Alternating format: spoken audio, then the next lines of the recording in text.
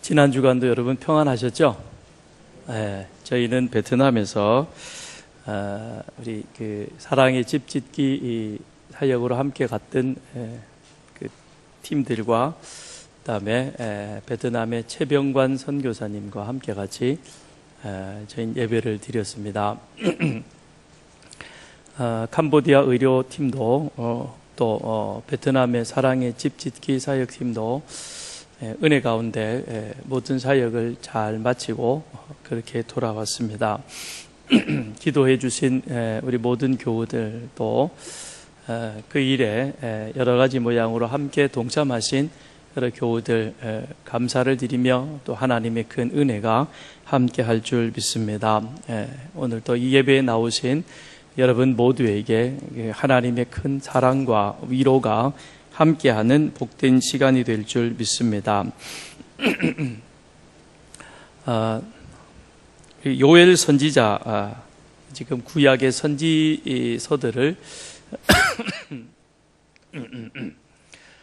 저희들이 하나씩 한 분씩 한 권씩 그렇게 매 주일마다 살펴보고 있습니다. 그런데 이 요엘 선지자는 좀 특별한 구약의 선지자 가운데서 좀 특별한 그런 선지자입니다. 이 요엘은 구약의 선지자들이 엘리야부터 또 그 전에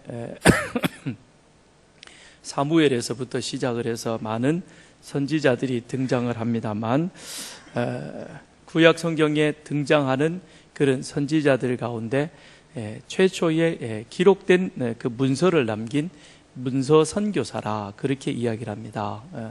그래서 요엘 때부터 기록된 문서가 이제 그가 얘기했던 예언했던 내용들이 기록이 되어져 있는 것이죠. 그리고 이 요엘 선지자는 우리 성경의 본문 1장 1절에는 부두엘의 아들 요엘이라 간단하게 기록이 되어져 있습니다. 그러다 보니까 이 선지자의 활동하던 때가 어느 때였는가, 그리고 그는 어느 시기에 했는가 하는 것에 대해서 의견이 크게 둘로 나뉘어집니다. 그런데 대체적으로 기원전 835년부터 기원전 796년경 왕으로 따지자면 남유다의 요아스 왕 때일 것이다. 그렇게 학자들은 이야기를 하고 있습니다. 그게 가장 보편적으로 알려지고 있는 그와 같은 내용이기도 합니다. 또 한편은 포로기 이후에 그런 선지자일 수도 있을 것이다 라고 하는 그런 주장도 있습니다. 그런데 그냥 우리는 일반적으로 많은 학자들이 주장하고 있는 포로기 이전, 그러니까 북이스라엘이 멸망하기 직전, 그리고 남유다의 입장에서 보면 상당히 정치, 경제, 그 다음 종교, 그리고 국내의 어떤 상황이 상당히 불안하고 복잡하고 혼란스러웠던 그 시대에 이 요엘 선지자가 활동하기 시작을 합니다. 그래서 요엘 선지자가 활동하던 이 시대에 남유다의 그 국내외적인 상황은 굉장히 복잡하기도 하고 혼란스럽기도 합니다. 우선 정치적으로 보면 다윗의 후손으로 왕위를 이어오던 그 왕의 자리가 6년 동안 공백이 생깁니다. 그렇다고 왕이 없었던 것은 아닙니다. 누가 왕의 자리를 차지하느냐 하면 아합의 딸로서 유다 나라로 시집 왔던 아달랴가 자기 아들 아하스가 죽자, 그러자 아하시아가 죽자 그 손자들이죠. 자기 이 아달랴 입장에서 보면 손자들입니다. 그 손자들을 다 죽여버립니다. 다윗의 후손들이죠. 그리고는 자기가 왕위를 찬탈을 하게 되는 것입니다. 그러니까 남유다 입장에서 보면 이 시간은 유다 왕국에 있어서 아주 굉장히 그 국가 초유의 위기의 상황을 맞이하는 그러한 때인 것입니다. 물론 하나님께서는 그 가운데도 요아스라고 하는 다윗의 후손을 남겨두어서 그리하여 6년 후에 그가 7살이 되던 때에 그 제사장이며 고모부인 여호야다의 도움을 받아서 다시 왕위에 이렇게 오르게 되어집니다. 그렇지만 정치적으로 보면 나라가 완전히 이렇게 왕권이 없어져 버릴 만한 그런 큰 위기의 상황에 이 요엘 선지자가 활동을 합니다. 뿐만 아니라 종교적으로 보면 아하시아와 아달랴, 그 아달랴는 엄마고 아하시아는 아들이죠. 그 아들인데 두 사람이 자기 외가죠, 친정에 있는 이 바알의 종교, 아합의 나라에 있어서의 그 바알 종교를 수입해서 그것을 온 백성들에게, 온 유다 백성들에게 바알 숭배하도록 하는 것입니다. 그러다 보니까 이 바알 숭배가 상당히 뿌리 깊게 그렇게 자리 잡고 있던 그러한 시대였던 것입니다. 뿐만 아니라 국제적으로도 보면 이 시기는 이제 아수르가 제국의 야욕을 서서히 드러내면서 힘을 키워갑니다. 그러면서 한편 옛 영화를 되찾아서 자기 자리를 확보하려고 하는 이 애굽이 주변 나라들에게 영향력을 끼치고 있는 그 사이에 이 남유다는 끼어 있습니다. 그러면서 북이스라엘하고는 이 갈등 관계에 있고, 그리고 주변에 에돔이라든지 아람이라든지 블레셋과는 여전한 긴장 관계 속에 있다라고 하는 것입니다. 더 나아가서 나라의 경제는 어떠했는가? 오늘 1장 4절에 말씀하고 있는 것처럼 팥중이가 남긴 것을 메뚜기가 먹고 메뚜기가 남긴 것을 느치가 먹고 느치가 남긴 것을 황충이 먹는, 쉽게 얘기하면 메뚜기 재앙으로 인하여서 지금 남유다는 전대미문의 그런 아주 엄청난 그 메뚜기 재앙으로 인한 그런 뭐라 그러죠? 국토가 완전히 황폐해버린, 곡식을 다 갉아 먹어버렸죠. 나뭇잎조차 없죠. 그래서 여기 12절에 가서 보면, 1장 7절에 가서 보면, 내 포도나무를 멸하며 내 무화과 나무를 긁어 말갛게 벗겨서 버리니 그 모든 가지가 하얗게 되었도다. 나무 잎사귀가 다 떨어져 버렸으니까 나무가 이게 뭡니까? 광합성 작용을 제대로 하지는 못해가지고 서 있기는 있지만 다 말라버려가지고 껍질을 벗겨내니까 하얗게 되어진, 그러니까 그 나무는 서 있는 것 같지만, 살아있는 것 같지만 실상은 죽어버리고 열매를 맺지 못하는, 그러니까 백성들은 농토에서 거두어 드릴 것이 없게 되는 것입니다. 뿐만 아니라 무슨 일까지 벌어졌냐면 극심한 가뭄까지 함께 덮치게 되어졌다라고 하는 것입니다. 그래서 20절에 가서 보면 들짐승도 주를 향하여 헐떡거리오니 시내가 다 말랐고, 시내가 다 말랐고, 엄청난 가뭄까지 함께 덮치게 되어진 겁니다. 그러니까 국민들의 경제적 삶은 피폐해질 대로 피폐해진 바로 그런 시대, 그때에 요엘이 하나님의 부르심을 받게 되는 것입니다. 그런데 또 기가 막힌 것은, 정치적으로, 경제적으로, 그 다음에 종교적으로, 또 외교적으로도 이게 남유다는 고린무원과도 같은 그런 상황에 있는데, 그런 상황을 대하는 이 백성들, 국민들의 태도가 또 기가 막힙니다. 한편에서는 이제 우리가 이런 상황에 처했으니까 우리나라는 소망이 없다, 끝났다, 그리고는 절망에 사로잡혀가지고 모든 것을 다 포기해버리는 그런 사람들이 있는가 하면, 반면에 무슨 얘기야, 이거는 그저 자연재해일 뿐이지 시간이 흐르면 이 위기도 사라질 거야, 그러면서 그것을 별로 대수롭지 않게 여기고 그냥 시간이 지나가면 자연스럽게 없어지고 또 좋아지겠지, 그러면서 안일하게 태평스럽게 그 상황을 맞이하는, 대하는 사람들도 있었다라고 하는 것입니다. 그러니 이 요엘서를 가만 읽어보면 오늘 우리나라가 처한 그 상황과 그 형편하고도 닮은 점이 굉장히 많이 있다는 것입니다. 그런 면에 있어서 이 요엘서를 우리가 가만 묵상해 보면 좀 소름이 끼칩니다. 어쩌면 지금 이 순간이 요엘 때의 위기의 순간이기도 했는데, 그 위기의 순간을 어떻게 우리가 대하느냐에 따라서 그것이 우리에게 있어서 새로운 기회가 될 수도 있고, 아니면 안타까운 것은 이 선지서들을 읽어보면, 소선지서들을 읽어보면 그 중에 공통되어지는 하나의 점이 있는데, 그게 무엇이냐면 남유다나 북이스라엘 백성들이나 회개하지 않았다는 것입니다. 회개했다는 기록이 없는 겁니다. 하나님께로 돌아오라 그러는데 돌아온 사람이 아무도 없었다는 겁니다. 그러니 결국은 북이스라엘도 남유다도 멸망할 수밖에 없었다는 것이죠. 우리가 처해 있는 이 상황이 분명 위기인 것만은 사실입니다. 우리는 그것을 부인해서는 아니 될 것입니다. 그러나 이 위기를 우리가 어떤 자세를 취할 것이냐, 우리의 태도를 어떻게 할 것이냐에 따라서 그것이 새롭게 도약할 수 있는 기회의 자리가 될 수도 있고, 아니면 영원히 추락해버리고 멸망해버리는 그런 삼류국가로 떨어질 수도 있다는 사실인 것입니다. 이때에 하나님은 요엘 선지자를 부르십니다. 1장 1절을 가서 보면 하나님의 부르심을 받은 요엘은 어떤 사람인가? 딱 한 줄로 기록되어 있습니다. 부두엘의 아들 요엘에게 임한 여호와의 말씀이라 그랬습니다.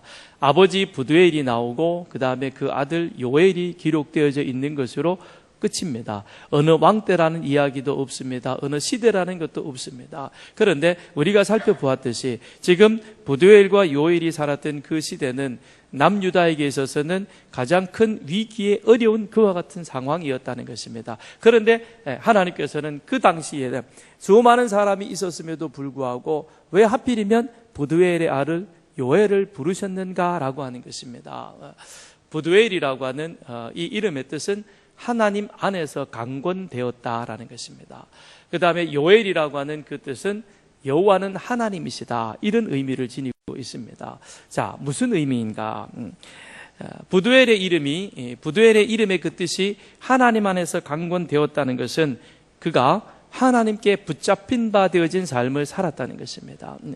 요엘의 아버지 부두엘이 살던 그 시대도 여호아하스나 아달랴 그들이 바알 숭배를 깊이 온 유다 백성들에게 뿌려놓은 그와 같은 상황 속에서 하나님께 붙잡혀서 하나님의 손에 붙잡힌 바 되어진 그와 같은 신앙생활을 한다는 것은 그리 쉽지는 않습니다. 그런데 더 나아가서 그 아버지 부두엘은 자신이 하나님 앞에 붙잡힌 바 되어진 그와 같은 삶을 살았을 뿐만 아니라 또한 그 아들 요엘도 여호와는 하나님이시다라고 그렇게 고백시킬 만큼, 그 이름을 그렇게 부를 만큼 이 요엘을 믿음 안에서 신앙으로 양육시켰다라고 하는 것이죠.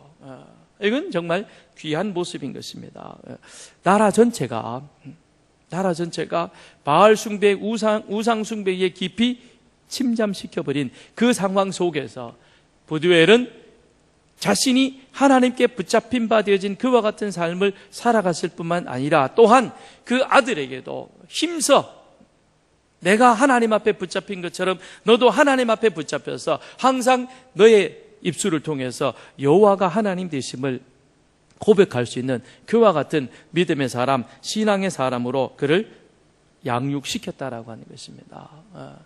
하나님께서 우리들에게 자녀를 주실 때 그 자녀에게는 하나님이 주신 사명이 있을 것입니다.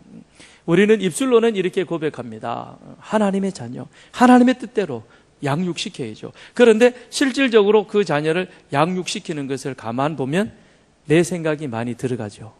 그죠?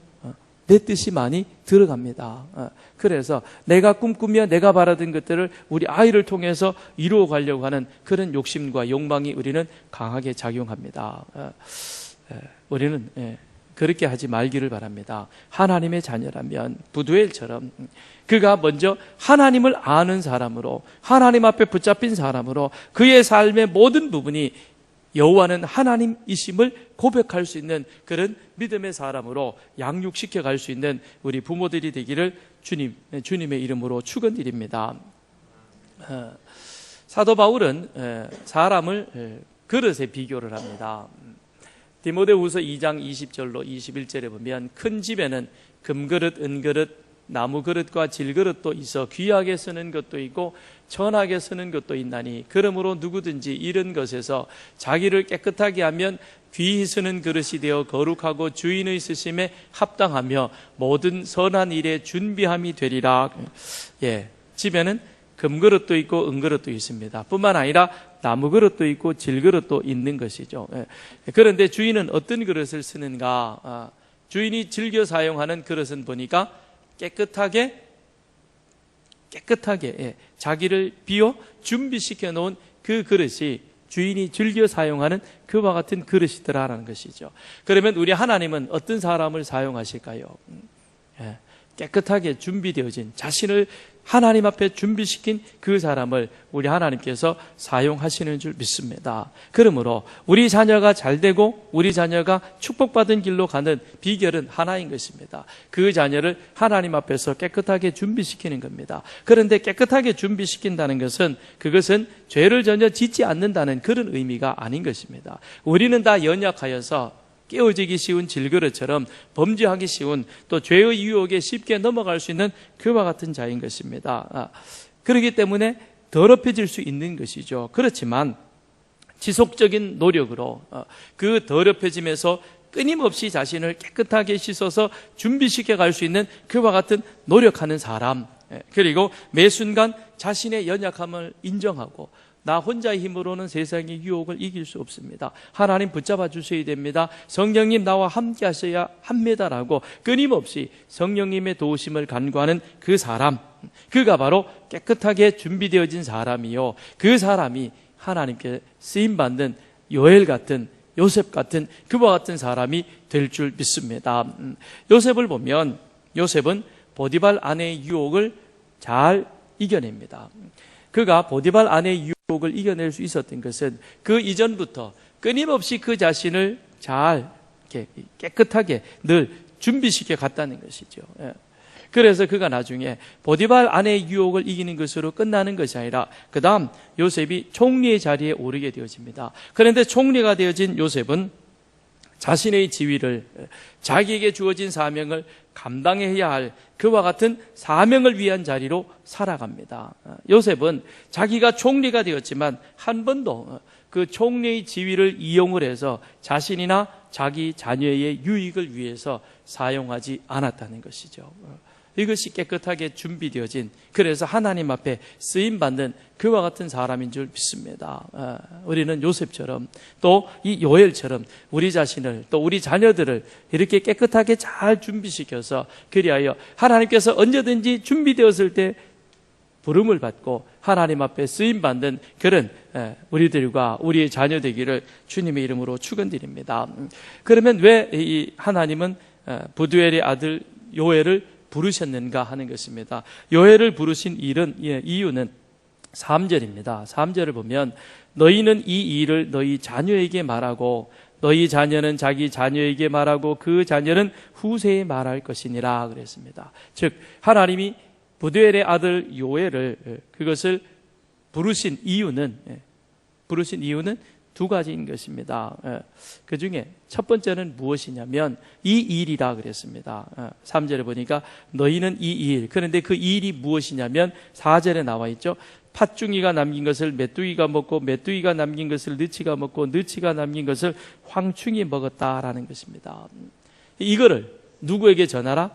너희 자녀에게 가르쳐주고, 그리고 너희 자녀는 그들의 또 자녀, 그러니까 내가 내 아들에게 전하면 내 아들은 그 말을 잘 듣고 그걸 기억하고 있다가 그의 자녀에게 전하고 또 그 자녀는 그 다음 자녀에게 전하고, 그래서 이것이 대를 이어서 후세대까지 계속해서 이어질 수 있도록 그렇게 전하라는 것입니다. 그렇다면 팥중이가 먹고 메뚜기가 먹고 메뚜기가 남긴 것을 느치가 먹고 느치가 남긴 것을 황충이 먹었다, 이런 끔찍한 재앙만을 우리 자녀들에게 전하라 그러는 건가? 예를 들면 이런 거예요. 우리가 6.25 사변을 겪었습니다. 그 이전에 일제 36년에 그런 치욕스러운 일을 겪었습니다. 그렇다면 이것을 우리가 우리 자녀들에게 전하는 것이죠. 우리가 일제 36년 동안 일본의 압제하에 그렇게 살았다. 일본 놈은 죽일 놈이야. 그걸 우리 자녀에게 전하는 겁니다. 잘 들으세요. 오해가 없기를 바랍니다. 6.25 사변이 일어나는데 북침이 일어나가지고, 그래서 저 북한에 김일성이가 군대를, 소련의 군사를 힘입어가지고 우리를 쳐들어와서, 그래서 북한은 우리의 주적이야. 여기까지만 전하면 그거는 별 의미가 없는 거예요. 우리 기독교인은 그리스도인은 그런 인간 사회에서 펼쳐지고 있는 우리가 일제에 압제를 당했고 6.25 사변을 당했고 또 그 사변이 있고 난 이후에 우리가 70년대 80년대 경제 성장을 통해서 오늘 여기까지 왔다. 이 과정 속에서 그 다음 하나님의 말씀 안에서 역사를 해석해야 하는 것입니다. 역사를 해석을 해서 그것이 어떻게 하나님과의 관계 속에서 우리 가운데 이루어졌는가 하는 것을 우리 자녀들에게 전하라는 거예요. 단순히 일제 36년 그것을 통해서 반일, 그 다음에 6.25의 사변을 통해서 저 북한은 우리가 반드시 멸해야 될 그와 같은 것, 그런 것만 우리 아이들에게 감정적으로 가르쳐 주는 것이 아니라 그것이 왜 우리 가운데 일어났는가, 역사적인 사실 속에서 그것을 성경을 가지고 믿음의 눈으로 해석을 해서 우리 자녀들에게 가르치라는 겁니다. 그렇게 해야 이 안에서 우리 자녀들이 하나님의 역사, 하나님의 날, 하나님의 하심, 하나님의 은혜가 무엇인가를 분명히 깨달아 알게 되어진다라고 하는 것입니다. 역사적인 사실을, 그 다음 성경에서 기독교적인 신앙적인 관점에서 해석을 해야 하는 거예요. 그래서 이 해석을 우리 그리스도인들은 잘 해야만, 그래야 우리 자녀들에게 믿음의 아름다운 신앙의 전수를 할 수 있게 되는 것입니다. 그러면 하나님은 요엘을 부르셔서, 야, 너희 지금 무슨 일을 당하고 있느냐, 엄청난 재앙을 당하고 있지, 이걸 너희 후대에게 전해. 이것이 끝이 아닌 거예요. 이것을 통해서 그 다음 2장에 가서 보면 여호와의 날에 대해서 말해주고 있고, 그 여호와의 날을 말하면서 그 다음 너희들이 어떻게 준비해야 할 것인가 하는 것을 지금 요엘은 당시 남유다 백성들에게 전해주고 있는 것입니다. 그렇다면 오늘 우리들이 지금 당하고 있는 우리나라의 역사와 그리고 지금 우리의 현실을, 이것을 우리는 신앙적으로 해석을 해야 할 것입니다. 그리고 그것을 우리 자녀들에게 바르게 전하고 가르쳐야 할 것입니다. 그래야 지금 우리가 드리는 이런 이 예배가 우리 자녀에게도 일상이 되는 것입니다. 우리 자녀에게도 일상이 되는 것입니다. 여러분, 이거는 굉장히 심각하면서도 중요한 말씀입니다. 아멘을 아무도 안 하시네요. 우리는 지금 주일만 되어지면 그냥 9시, 11시 예배에 나오는 것을 자연스러워합니다. 그런데 이 자연스러운 일이 어느 순간인가 특별한 일이 되어질 수 있다는 것입니다. 그것이 특별한 일이 되지 않기 위해서는 지금 우리가 직면하고 있는 이와 같은 일들을 신앙적으로, 성경적으로 잘 해석을 해서 그것을 우리 자녀들에게 확실하게, 분명하게, 똑똑하게 가르쳐야 하는 겁니다. 그래야만 그 다음에 그 자녀들에게도 지금 우리가 하고 있는 이와 같은 일이 일상이 될 수 있다는 것입니다. 아무튼 계속해 봅시다. 자, 첫째, 이제 요엘은, 하나님은 요엘에게 뭐라고 외치라 그러냐면, 자, 팥중이, 메뚜기, 느치, 그 다음에 황충이 이게 먹고 간 그것, 그 일이 너희들에게 끔찍한 재앙이지. 그런데 이것이 전부가 아니라, 이 세상이 전부가 아니라 여호와의 날이 있게 될 것이고, 그 여호와의 날을 위해서 지금 최선을 다하라는 것을 그 자신들에게, 당대 세대와 그 다음에 그 다음 세대의 자녀들에게 그것을 가르치라는 것입니다. 그러니까 부모된 우리들에게 주어진 그 사명이 무엇이냐면, 지금 우리 당하고 있는 이 상황 속에서, 우리의 이 예배 속에서, 이 예배가 우리에게 있어서 오늘 최선을 다하여 드릴 수 있는 예배가 되어지고, 그 다음 이 예배를 하나님 앞에 최선을 다해서 드림 같이 여러분의 사업의, 직장의 그 현장, 삶의 현장 속에서 우리는 매 순간 최선을 다하는 것이며, 또한 우리 자녀들에게도 공부할 때에 그 공부하는 그 순간순간을 최선을 다하라는 거예요. 아멘? 아멘? 최선을 다해야 돼요. 최선을 다해야 돼요. 자, 여기 보면 팥중이 나오고, 느시 나오고, 느치가 나오고, 메뚜기가 나옵니다. 이게 뭐냐? 그냥 메뚜기과 그렇게 생각하면 됩니다. 이것을 일일이 뭐 발이 몇 개고 뭐를 먹고 비슷한 거예요. 이런 것들이 이게 계속되어지는 것이죠. 그러니까 우리나라에는 이런 메뚜기가 때를 이루어서 그 다음에 이 식물을 밭의 작물들을 공격하는 그런 일들이 거의 없습니다. 흔치 않습니다. 그러나 아프리카라든지 또는 이 팔레스틴 그 지역에 있어서는 이런 일들이 가끔 일어났습니다. 그래서 우리가 출애굽기 10장을 보면 하나님께서 이스라엘 백성들을 애굽에서 출애굽하는 그 과정에서 메뚜기 재앙이 나오죠. 메뚜기가 온 땅을 덮어 땅이 어둡게 되었으니 메뚜기가 우박에 상하지 아니한 밭의 채소와 나무 열매를 다 먹었으므로 애굽 온 땅에서 나무나 밭의 채소나 푸른 것은 남지 아니하였더라 그랬습니다. 메뚜기 떼가 한번 싹 쓸어갔더니 애굽 그 좋은 그 최고의 그 농경지에서 거기에서 밭의 채소나 푸른 것이 하나도 남지 않을 정도가 되었습니다. 그런데 자, 메뚜기 떼가 한번 지나간 줄 알았는데 그 다음에 뭐가 지나갔느냐? 느치가 지나고 그 다음에 황충이 지나가고 이런 것들이 비슷한 것이 한 번도 아니고 두 번, 세 번, 네 번이나 지나갔다는 거예요. 그러니 지금 유다 땅에 남을 것이 뭐가 있겠습니까? 아무것도 없는 거죠. 깡그리 모든 것들이 다 사라져버린 그와 같은 상황입니다. 그런데 그것으로 끝났는가? 20절에 보니까 들짐승도 1장 20절 주를 향하여 헐떡거리오니 시내가 다 말랐고 들의 풀이 불에 탔음이니이다. 거기다 가뭄까지 겹쳤다는 것입니다. 가뭄까지 겹쳐서 그리하여 12절에 보니까 포도나무가 시들었고 무화과 나무가 말랐으며 석류나무와 대추나무와 사과나무와 밭의 모든 나무가 다 시들었으니 이러므로 사람의 즐거움이 말랐도다. 삶의 소망이 끊어져 버렸다라고 하는 것입니다. 그런데 이것으로 끝나면 한 2, 3년 조금 우리가 힘들고 허리띠 바짝 졸라매면 그러면 또 좋아지겠지? 아닙니다. 아닙니다. 1장 15절을 보면 슬프다 그날이여 여호와의 날이 가까웠나니 곧 멸망같이 전능자에게로부터 이르리로다 그랬습니다. 뭐예요?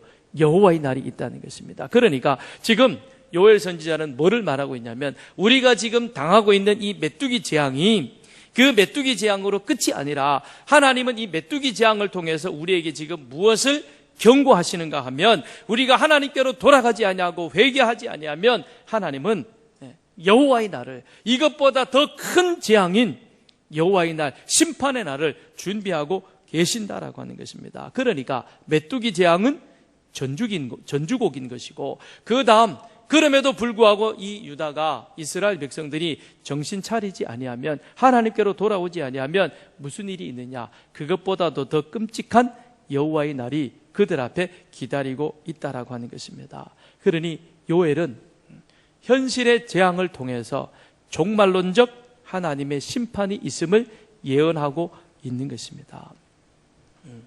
마태복음 25장에 보면 예수님께서 종말을 말씀하시면서 슬기로운 처녀와 그 다음에 미련한 5 처녀에 대한 비유를 말씀해 주고 있습니다.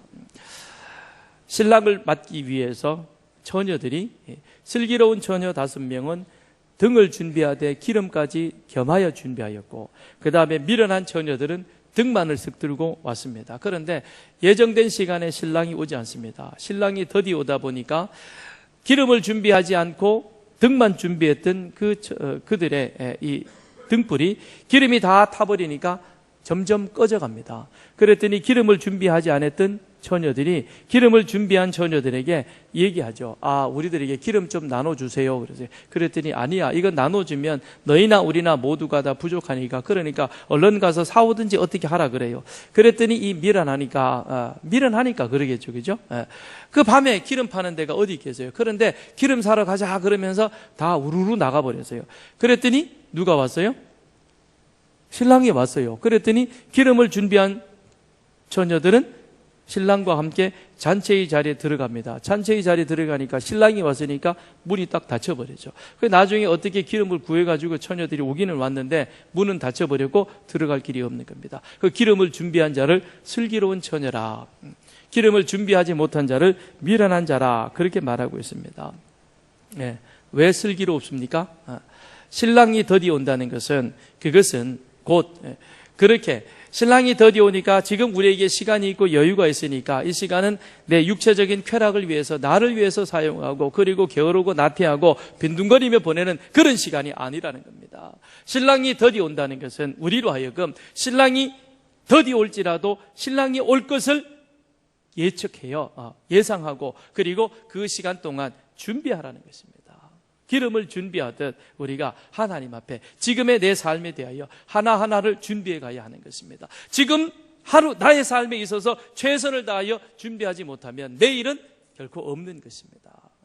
내일 가서 잘하지 천만에요. 오늘에 대하여 최선을 다하지 못한 사람은 내일에 대하여 아무것도 할 수 없는 것입니다. 그래서 지혜로운 사람은 자기가 할 수 있는 작은 일부터 합니다. 그러니 큰 일을 하게 되는 것입니다. 그러나 미련한 사람은 자기가 할 수 있는 작은 일에 대해서는 시시하다고 던져버립니다. 그리고는 왜 나에게 큰 일을 안 맡겨주느냐? 목사님은 내 가치를 모른다 그럽니다. 그 큰 일을 맡겨주면 못하는 거예요. 지혜로운 자가 되기를 주님의 이름으로 축원드립니다. 그러니까 요엘은 그 얘기를 하고 있는 거예요. 너희 부모들아, 지금 너희들이 당하는 일이 무엇이냐? 사중 재앙을 당하고 있지 않느냐? 그거로 인하여 너희들의 삶이 얼마나 지금 피폐해졌느냐? 그런데 지금 이 순간 너희들이 이것을 통해서 15절에 있을 여호와의 날을 준비하지 못하면 그러면 그때 가서는 정말 이 미련한 처녀처럼 허둥대다가 모든 것을 다 잃어버리고 말 것이다. 그러니 지금 뭘 하라는 거예요? 이 시간이 내 시간인 거예요. 그래서 이 시간 예배 드릴 때 최선을 다하십시오. 내가 어제 저녁부터 지난 한 주간 동안 내 삶에 최선을 다해서 오늘 여기까지 오신 분은 이 예배의 승리자가 됩니다. 어떤 분이 그런 얘기를 자주 하더라고요. 요즘 예배에 실패한다 그래요. 그 얘기는 뭐예요? 자기 일주일의 삶이 엉망인 거예요. 일주일 동안 엉망으로 지내다가 주일날 와서 앉아서 예배 드리려고 한다면 그게 잘 되겠어요? 안 되죠. 눈앞에 뭐가 어른어른 왔다 갔다 하고 이 생각 저 생각이 들어오고 별게 다 생각이 날 텐데 어찌 말씀이 들어오겠어요? 그러니 이 예배 시간도 왔다가 그냥 가는 거죠. 그런데 일주일을 나의 주어진 삶에 최선을 다하여 그 순간순간 열심히 성실히 살면 오늘 이 예배의 자리가 은혜의 자리가 될 줄 믿습니다. 아멘.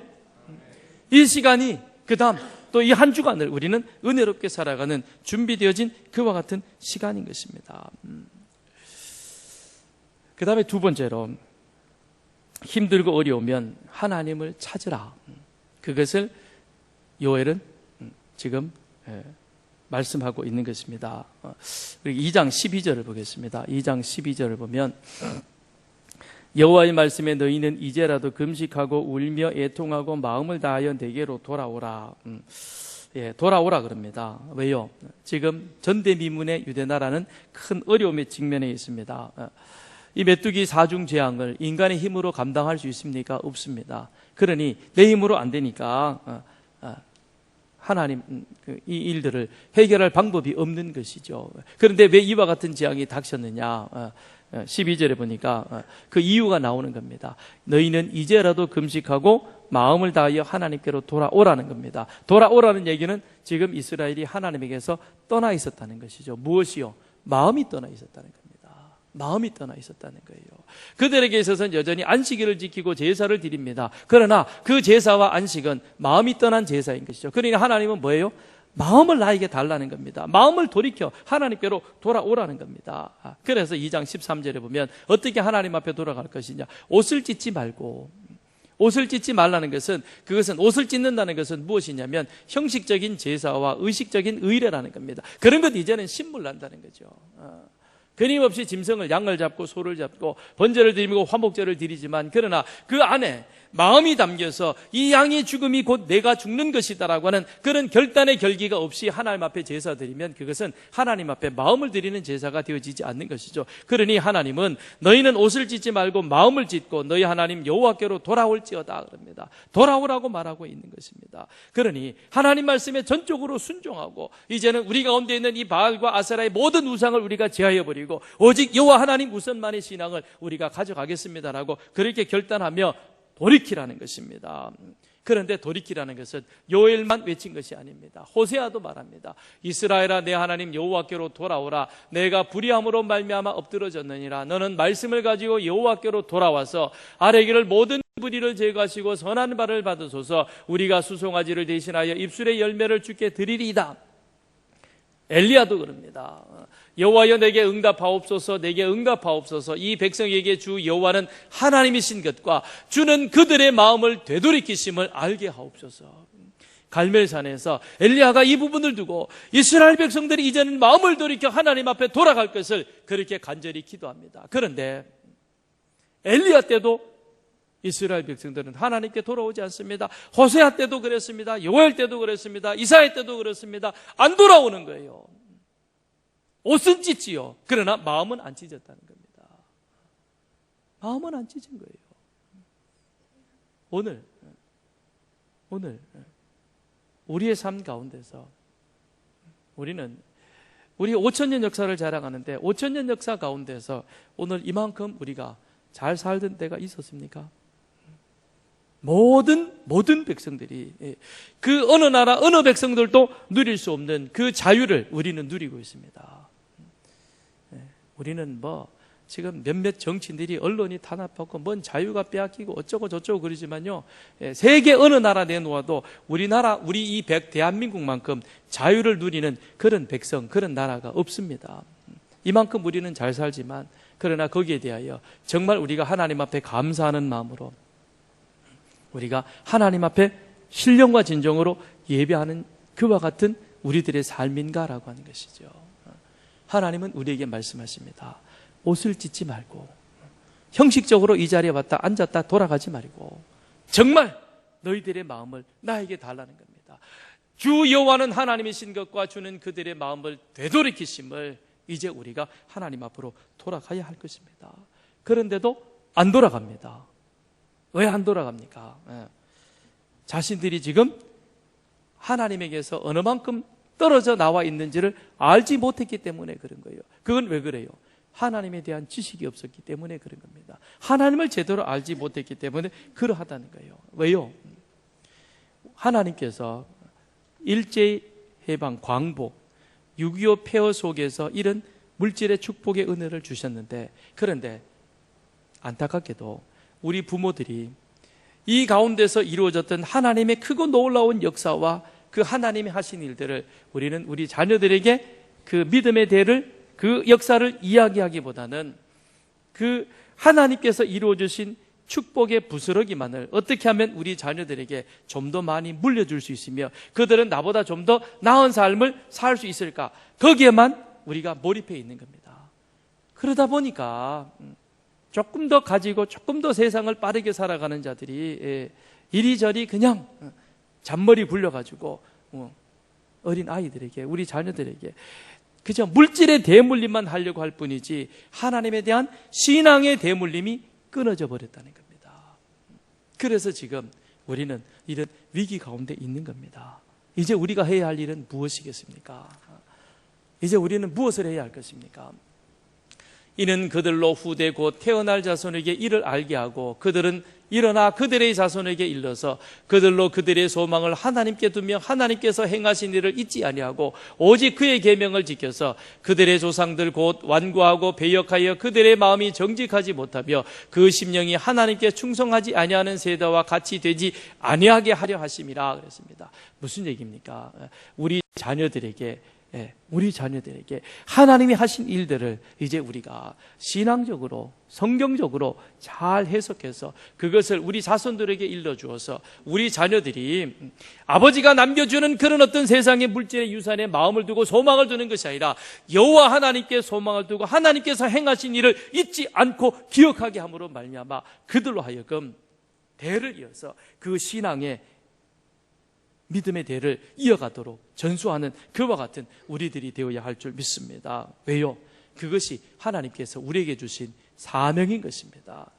하나님께 소망을 둔 자, 그들은 하나님의 심판을 기억하며 세상 속에 어떤 상황 속에서도 자신에게 주어진 일에 최선을 다할 것입니다. 하나님께 소망을 둔 그 사람은 어떤 형편 속에서도 하나님과 동행하는 그와 같은 삶을 살아가게 될 줄 믿습니다. 이제 우리는 하나님이 우리 가운데, 우리나라 가운데 역사하셨던 일들을 우리가 기억하고 그 일들을 세상의 무엇보다도 사탄이 그들의 마음을 점령하기 전에 우리 자녀들에게 이 말씀을 바르게 잘 전하여서 우리 자녀들이 하나님께 소망을 둔 자로 살아가는 그런 대한민국, 그래서 그들도 하나님이 주신 은혜와 축복을 누리는 이 나라가 계속 이어져 가기를 주님의 이름으로 축원드립니다. 기도하겠습니다. 사랑의 주님, 우리가